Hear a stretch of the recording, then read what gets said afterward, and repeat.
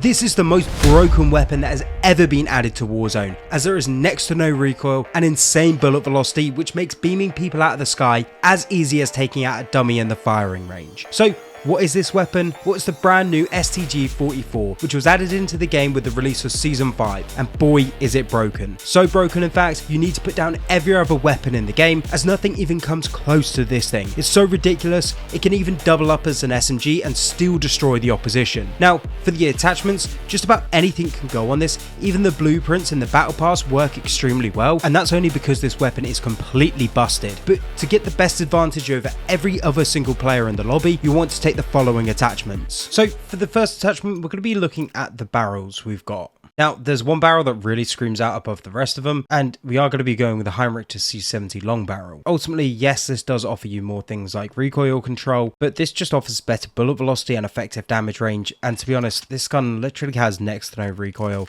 As mentioned earlier on, look, this is one attachment.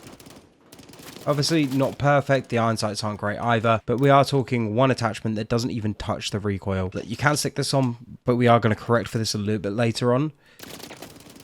But look, this is just with like one attachment on recoil. So you're going to see where the rest of the attachments are later on anyway. For the next one, we're going to be running the Casus Brake on the muzzle. This is just going to offer a lot less visual recoil, as you know, it shakes around far less now, and again, pretty much eliminates the recoil. Look, you can swap this out for something like the VT7 suppressor because it does boost out your damage range. But again, we struggle with the visual recoil on this weapon, so that's why you want to be taking the Casus Brake over anything else. Now, look, for the optic, you're definitely going to have to stick an optic on this. My preferred optic is always going to be the Jack Glassless at the moment, because it reduces visual recoil, and look, that's essentially what you're left with on it.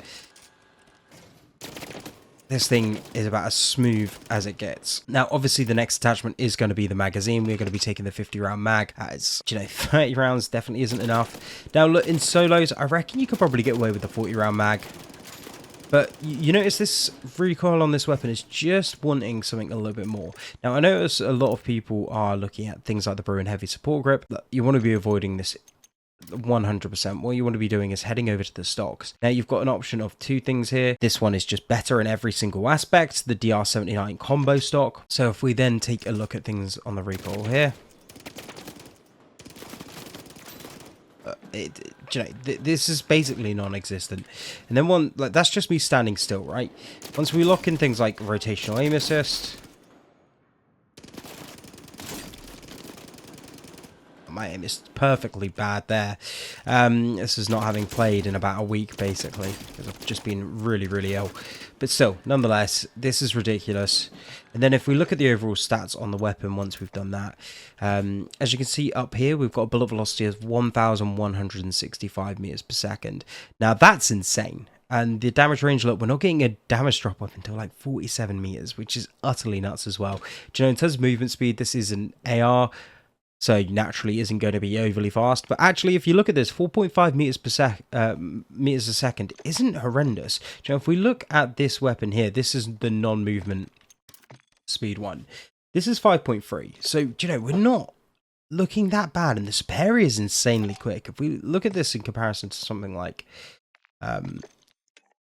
this FJX Horus, 4.8 meters a second. You know, we're only talking about 0.3 less, so this is a very mobile weapon.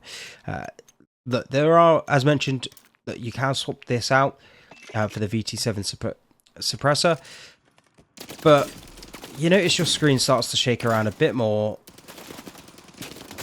and it's just not quite as easy to control.